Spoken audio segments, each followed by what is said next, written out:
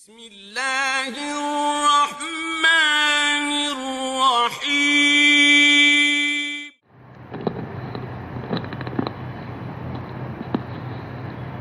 السلام علیکم ورحمۃ اللہ وبرکاتہ۔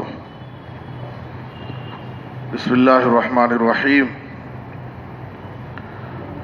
عن نبی ہریرہ رضی اللہ تعالی عنہ قال قال رسول اللہ صلی اللہ علیہ وسلم ثلاثۃ لا ترى اعینہم النار، عین حرست فی سبیل اللہ، وعین بکت من خشیت اللہ، وعین کفت عن محارم اللہ۔ رواہ الطبرانی۔ محترم حضرات، معجم طبرانی کی ایک حدیث آپ حضرات کے سامنے پیش کی گئی ہے۔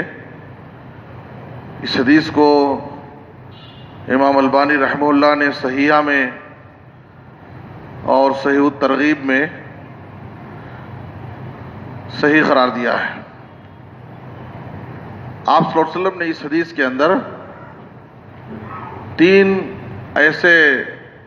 قسم کے ایسے لوگوں کا تذکرہ کیا ہے جن کی آنکھ قیامت کے دن جہنم کی آگ کو نہیں دیکھے گی، یعنی اللہ تعالیٰ ان کو جہنم کی آگ سے محفوظ فرمائے گا۔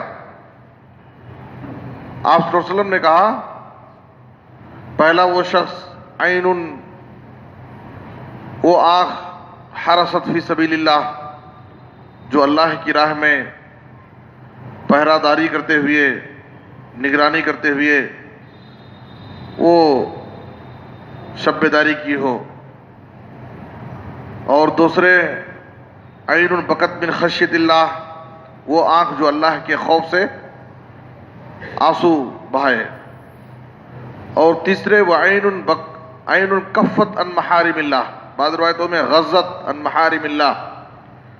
تیسری وہ آنکھ جو اللہ کی حرام کردہ چیزوں سے رک جائے، جن چیزوں کو اللہ نے حرام قرار دیا ہے اس کی طرف اس کی آنکھ، اس کی نظر نہ اٹھے، وہ اپنی نظر کو پست کر لے، اپنی نظر کی حفاظت کر لے حرام چیزوں سے۔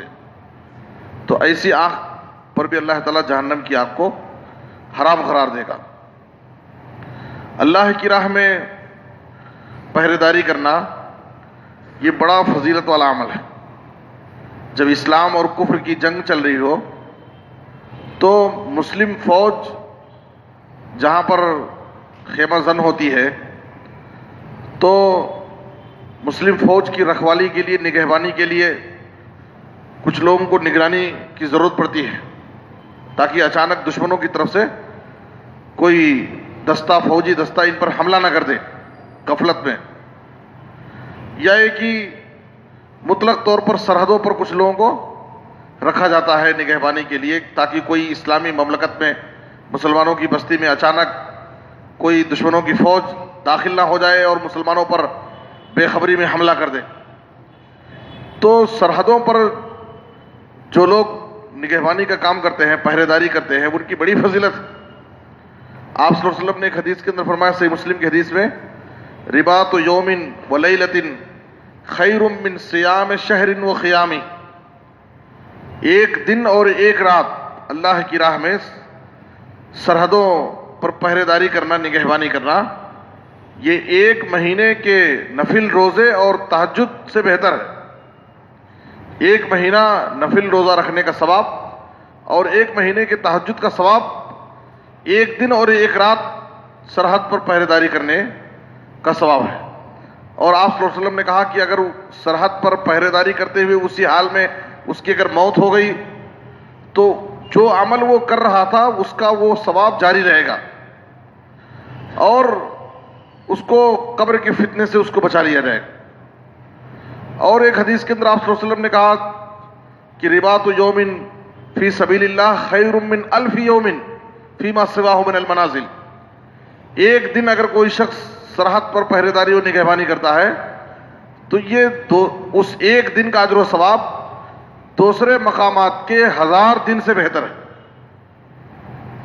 تو یہ فضیلتیں ہیں سرحدوں پر نگہبانی اور نگرانی کرنے کی، جو آپ صلی اللہ علیہ وسلم نے یہاں پر ذکر کیا. عین حرست فی سبیل اللہ، وہ آنکھ جہنم کی آگ کو نہیں دیکھے گی جو اللہ کی راہ میں پہرے داری کرتے ہوئے، نگہبانی کرتے ہوئے گزاری ہو.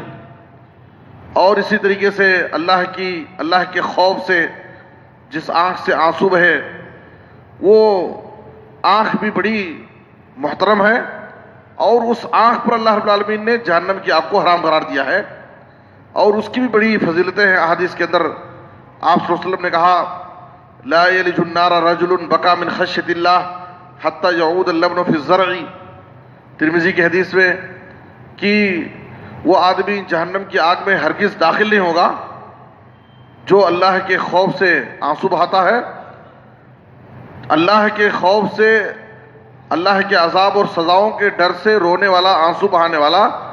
جہنم میں اس کا جانا ایسی ہی محال اور ناممکن ہے حتی یعود اللبن فی الزرع، جیسے نتھارے ہوئے دودھ کو واپس تھن میں لوٹانا ناممکن ہے. تو آپ صلی اللہ علیہ وسلم نے کہا کہ جس کے دل میں اللہ کے عذاب اور سزاؤں کا اتنا ڈر خوف ہو کہ اس کے آنکھوں سے آنسو بہ پڑے، تو یہ آنسو اللہ رب العالمین کو بہت پسند ہے. وہ جہنم کی آگ کو بجھا دے گی اور جہنم اس پر حرام قرار دے گی. اور آپ صلی اللہ علیہ وسلم نے کہا لیس شیء احب الی اللہ من قطرتین، اللہ رب العالمین کے نزدیک دو خطرے بہت پسند ہیں، دو خطرے بہت محبوب ہیں. ایک آنسو کا خطرہ جو اللہ کے خوف سے انسان کی آنکھ سے بہ پڑے، اور دوسرا خون کا خطرہ جو اللہ کی راہ میں بہے. اللہ کی راہ میں اس کو زخمی کیا گیا تو خون کا خطرہ یہ اللہ رب العالمین کو بہت پسند ہے، اور آنسو کا خطرہ جو اللہ کے ڈر سے آنکھ سے نکلے. تو اس لیے آپ صلی اللہ علیہ وسلم نے اس حدیث کے اندر کہا کہ اگر وہ آنکھ جو اللہ کے خوف سے آنسو بہائے، وہ آنکھ بھی جہنم کی آگ کو نہیں دیکھ سکتی. تو انسان کو بسا اوقات تنہائی میں اللہ رب العالمین اللہ کی نعمتوں پر غور کر کے، اللہ کے عذاب اور سزاؤں کا ڈر خوف اپنے دلوں میں پیدا کر کے اپنے نفس کا، اپنے اعمال کا جائزہ لینا چاہیے، اپنی کوتاہیوں پر غور کرنا چاہیے.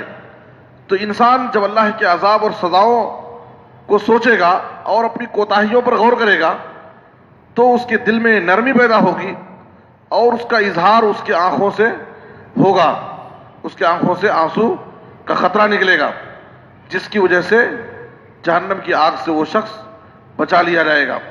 اسی لیے آپ صلی اللہ علیہ وسلم نے ان خوش نصیبوں میں جنہیں قیامت کے دن عرش الہی کا سایہ ملے گا، آپ نے اس شخص کو بھی ذکر کیا وَرَجُلٌ ذَكَرَ اللَّهَ خَالِيًا فَفَاضَتْ عَيْنَاهُ، وہ آدمی جس نے تنہائی میں اللہ کے عذاب اور سزاؤں کو یاد کیا اور بے اختیار اس کی آنکھوں سے آنسو بہ پڑے.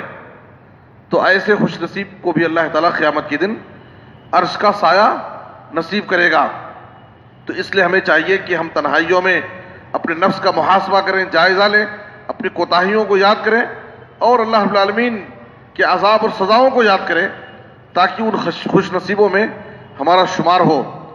اور تیسرے آپ صلی اللہ علیہ وسلم نے کہا عین کفت عن محارم اللہ، وہ آنکھ جو اللہ کے حرام کردہ چیزوں سے، جن چیزوں پر نظر ڈالنا اللہ نے حرام قرار دیا، جیسے کسی اجنبی عورت کو شہوت کی نظر سے دیکھنا حرام ہے، عریاں تصویریں ہیں، فلمیں ہیں، حرام ہے ان کو دیکھنا. تو اگر کوئی شخص اپنی نظروں کو ایسی چیزوں سے بچاتا ہے تو وہ آنکھ بھی قیامت کے دن جہنم کی آگ کو نہیں دیکھے گی.